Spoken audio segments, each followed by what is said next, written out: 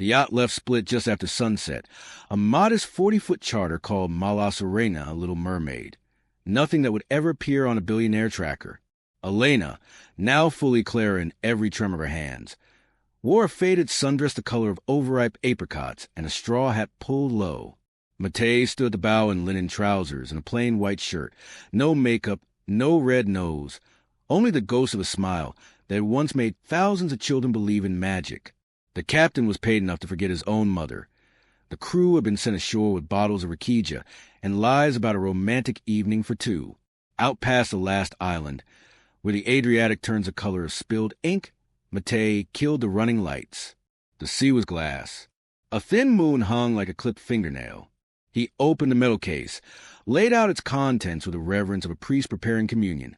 A single flare gun, a canister of thermite the size of a coffee thermos, the vial of blood, the dental films, the child's mermaid doll with its one melted eye. Clara watched him, arms wrapped around herself as if the warm night were suddenly arctic. "You still have time to change your mind," he said softly. "We can turn around. I can make you disappear the old-fashioned way, new name, cabin in Biscayne, goats. No one ever finds you." She shook her head. "I'm tired of running. Tonight the running stops." Matei nodded once, the way a trapeze artist nods before letting go of the bar. He kissed her forehead, tasting salt and library dust and the last traces of a woman who had once owned the sky. Then he lifted her into his arms as easily as he had once lifted children onto his shoulders for photographs. She weighed nothing. Grief had hollowed her out long ago. "I love you," she whispered against his neck, surprising them both. "I know," he answered. "That's why this works." He carried her to the stern, stepped onto the diving platform, and let the sea take her feet first. She didn't struggle. She simply looked up at him with those tired, honest eyes and smiled the smallest, bravest smile he had ever seen on a human face. Matei raised the flare gun, aimed high, and fired.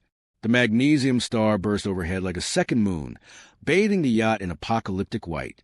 For 3 full seconds the entire sea became a mirror of heaven.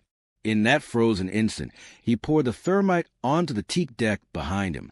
It ignited with a dragon's hiss, blue-white and hungry. He smashed the vial of blood across the gunwale, smeared it with both palms, then pressed Clara's limp fingers into it.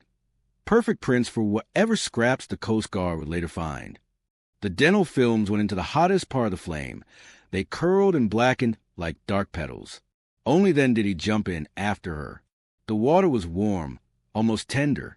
He found her instantly in the flare's dying light, pulled her close, kissed her one last time while the yacht burned above them like a Viking funeral for the entire 21st century. Then he kicked hard for the surface, alone. When he broke through, the Mala Serena was already a pyre. Flames licked 30 feet into the night, throwing sparks that looked like fleeing souls. He treaded water, watching everything Elena Volkov had ever been turned to smoke and memory. A helicopter thumped somewhere distant. Search and rescue, right on schedule.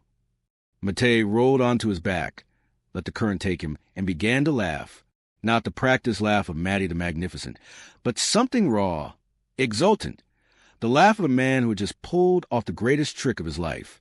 He had made a billionaire vanish in front of the whole world, and left only a librarian's broken body and a clown's footprints in blood. They found him 2 hours later clinging to a half-deflated life ring, babbling in Czech about a woman who had slipped, a flare misfired, a fire that started before he could scream. The mermaid doll bobbed nearby, one plastic arm raised in eternal farewell. The papers called it tragic irony. The Oracle of Wall Street dead on a rented boat with some nameless street performer. The internet wept for 72 hours exactly, then moved on to the next catastrophe. Matei gave one interview, face bruised, eyes red from smoke and genuine tears. He spoke softly about how kind she'd been, how she tipped in thousands, how she said the sea reminded her of childhood. Then he disappeared into the anonymity Prague reserved for its broken artists. 6 months later, in the quiet municipal library on the bend of the Vltava, where the trams rattled past like slow applause, a new librarian began her shift. She wore no makeup, no jewelry, only a small silver pin shaped like a red clown nose on the lapel of her cardigan. Children adored her. She could make balloon animals appear from nowhere, and always knew exactly which detective novel would scare you just enough to feel alive. On certain evenings, when the reading room emptied and the city turned lavender with dusk, a man in a worn velvet jacket would slip into the side door. He never checked out books. He simply sat in the farthest corner, watching her stamp due dates with the gentle precision of someone handling nitroglycerin. Sometimes you would look up, meet his eyes across the lamplit tables, and smile, not the small, apologetic smile of Clara, but something radiant, reckless, reborn. They never spoke in public. They didn't need to. The world believed Elena Volkov had burned on a summer sea. The world believed clowns were harmless. Only the two of them knew the final trick. Death had been the opening act. One night in early spring, when the first warm rain scented the air with lilacs and diesel, she locked the library doors, turned the sign to close, and found him waiting between the stacks of poetry no one ever borrowed. Wordlessly, she took his hand. Together they walked out into the shining street. Two ordinary people dissolving into Prague evening like ink and water. Behind them, the algorithm still hunted ghosts that no longer existed. Boards still met in glass towers, uneasy, unable to explain why their kill switch had quietly deactivated the same night a yacht burned off Brack. Satellites still searched for a heat signature that had become simple human warmth. Ahead of them, the city lights trembled on the river like a million tiny applauding hands. Matei squeezed her fingers once. Ready for the next performance, Clara? She laughed, the same low, startled sound that had begun everything under a broken umbrella, and answered in the voice she had chosen forever. Curtain's been up for months, clown. We're just living the encore now. And arm in arm, the librarian and the man who had once been magnificent walked deeper into the anonymous night, leaving no footprints, no fortune, no empire, only the faint scent of grease paint and apricot collars, and the soft, undefeatable echo of two people who had turned the greatest disappearance in history into the quietest love story never told. Somewhere out on the dark Adriatic, a child's plastic mermaid still washes ashore from time to time, waving her melted arm at tourists who will never understand what they're looking at. The sea keeps its secrets. So do clowns. So, now, does a woman who stamps books and dreams in a city that taught the world how to vanish in plain sight. And every April, on the anniversary of the night the sky caught fire, red balloons appear tied to the Charles Bridge at dawn, hundreds of them, dancing in the wind like laughter that refused to die. The cabin lights were dimmed to a bruised violet, the way only private jets dare to be.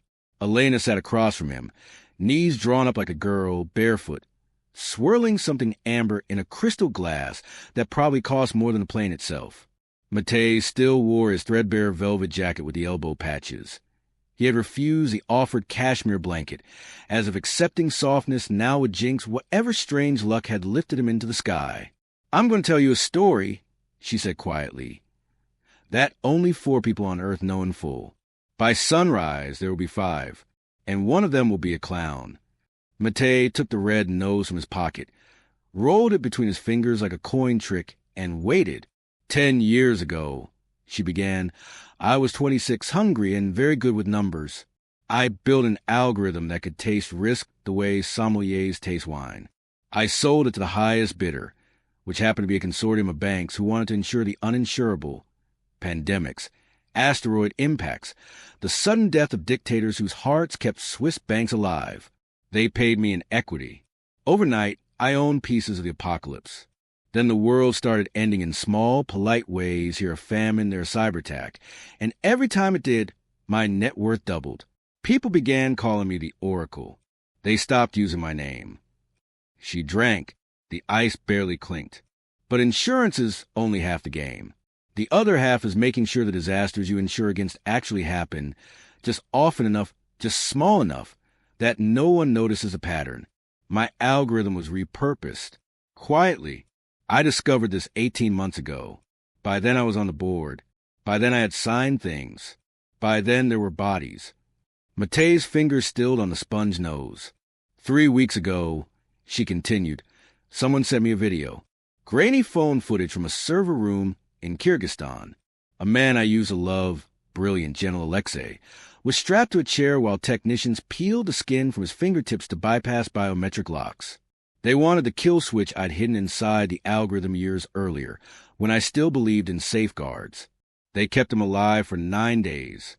On the 10th, they mailed me his tongue in a box lined with the Financial Times. She said it flatly, like reading a grocery list, but her hand trembled hard enough to slosh whiskey onto the carpet. I went to the board. I threatened to go public. They smiled the way crocodiles smile, and reminded me that I had built the cage I now lived in. Then they scheduled an extraordinary general meeting in Monaco next week. A vote of no confidence. After that vote, I ceased to be useful. People who cease to be useful in my world do not retire to vineyards. The Gulf Stream banked gently. Starlight slid across her cheekbone like a tear that refused to fall.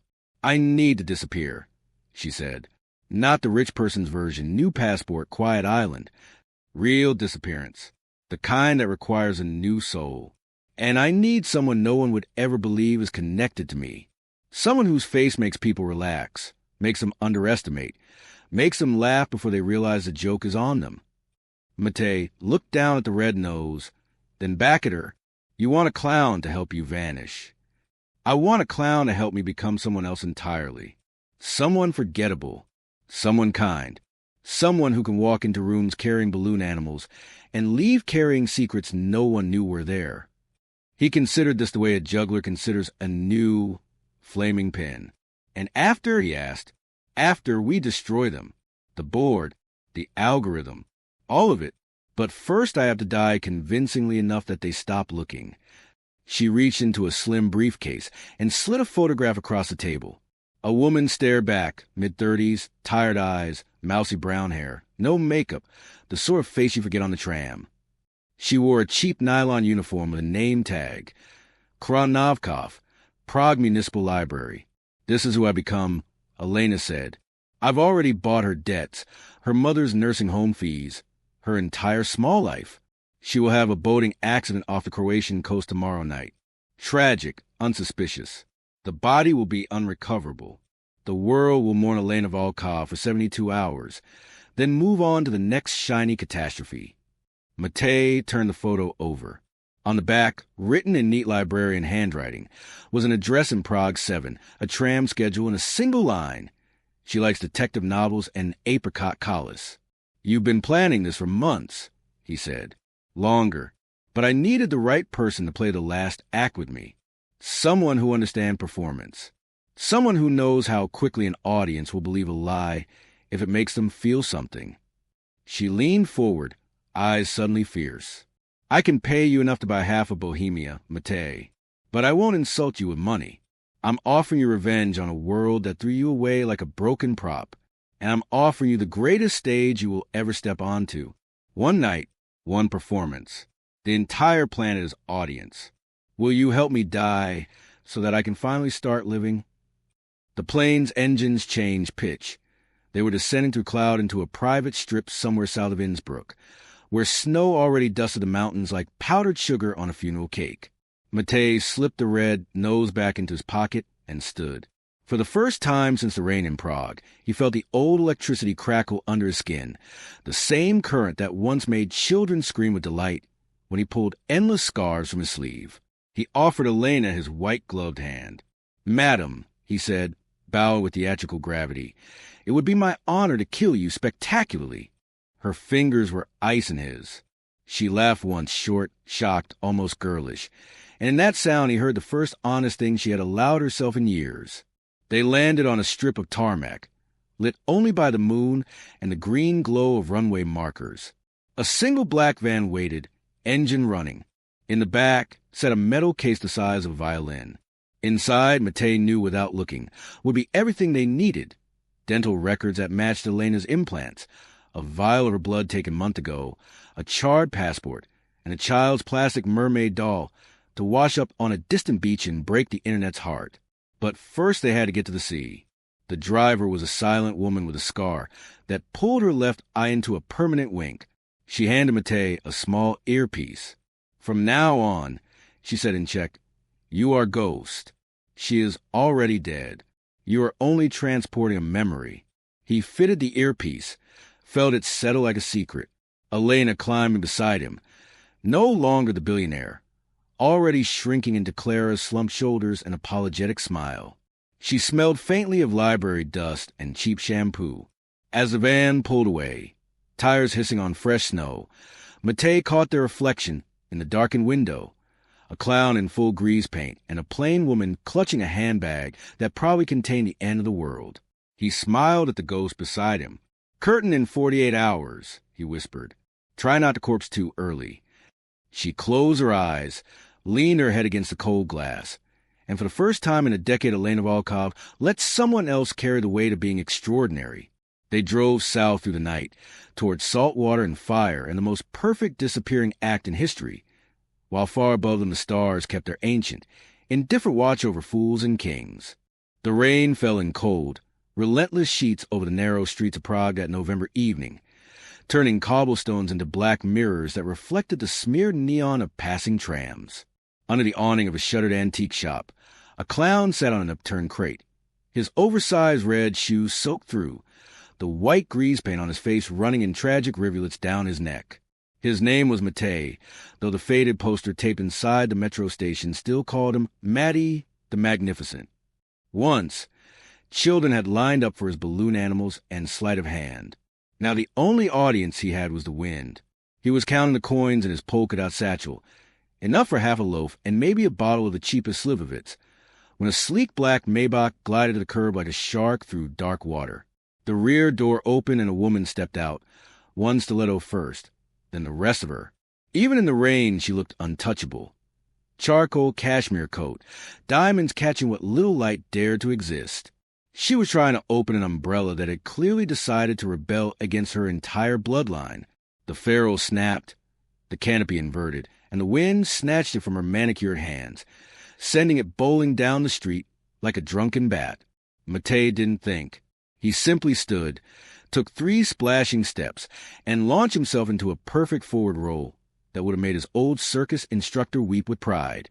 He came up under the runaway umbrella, caught it by the handle mid-spin, twirled it once above his head like a baton, and presented it back to her with a bow so deep as soggy red, nose nearly scraped the pavement. The woman stared. For a moment the city noise vanished. No trams, no rain, no distant sirens. Just a soft plink of water dripping from his orange wig onto the stones. "You're soaked," she said in English laced with a faint New York edge. Her voice was lower than he expected, almost amused. "I dry quickly, madam." Matei replied in careful, accented English, like a good joke. Wet first, then unforgettable. She laughed despite herself, a short, startled sound. Then her driver was there, holding open the door, murmuring something about schedules and private jets. She hesitated. "What's your name, clown?" "Matei. But tonight, I am whatever you need me to be."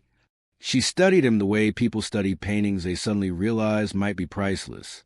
Then she reached into her coat, pulled out a card, thick, creamy stock, embossed in gold, and pressed it into his wet palm.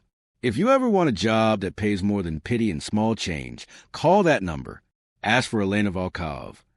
The Maybach purred away, tail lights bleeding red into the rain. Matei stood there long after it vanished, staring at the card as if it might dissolve like everything else good in his life.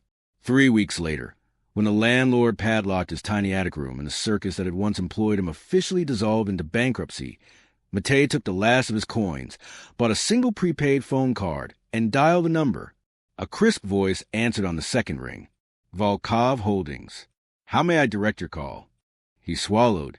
I was told to ask for Elena Volkov." She said to mention the umbrella. There was a pause long enough to drown in. "Stay on the line," the voice said, suddenly softer. 30 seconds later, he heard her again, the same low, amused tone that cut through the rain. "Hello, clown. Took you long enough." "I am slow learner," he said, "but excellent at catching things that fly away." She laughed again, and this time it sounded like doors opening. "Pack whatever you can't live without, Matei. A car will collect you in 1 hour. You're going to Monaco, and bring the red nose. I have a feeling we're going to need laughter where we're headed." He arrived at the address she gave him, a crumbling tenement that smelled of boiled cabbage and old dreams. to find not a car but a matte black Rolls-Royce Phantom, its wipers moving in slow, hypnotic arcs. The driver wore white gloves and didn't blink when Matej climbed in clutching a cardboard suitcase, held together with duct tape and hope. As Prague receded behind tinted glass, Matej watched the city lights blur into watercolor streaks and wondered what exactly a billionaire needed from a broken clown that she couldn't buy with all the money in the world. He would find out soon enough. The Rolls turned onto the airport perimeter road, past signs for regular terminals, then past signs for cargo, until it reached a gate guarded by men who looked like they ate padlocks for breakfast. The gate opened without a word. On the tarmac sat a sleek Gulfstream G700 painted midnight blue, its stairs already down like an invitation to another life. Elena Volkov waited at the foot of the stairs. No coat this time, just a simple black sweater and jeans that probably cost more than Matej's entire existence. She looked younger in the floodlights, almost uncertain. "You came," she said. "You saved my umbrella," he replied. "Least I could do is save you back." Her smile was small, crooked, and for the first time he saw something behind the perfect mask. Something tired, something hunted. "Get in, Matej. We're not going to Monaco, after all. We're going somewhere no one will think to look for me. And you're about to become the most important person in my life." The engine began to spool up as he climbed the stairs, the red nose in his pocket, suddenly feeling heavier than gold. High above the clouds, somewhere over the Alps, Elena finally told him why a woman who owned islands and satellites was running scared, and why only a forgotten clown with nothing left to lose could possibly help her disappear or make her brave enough to turn and fight.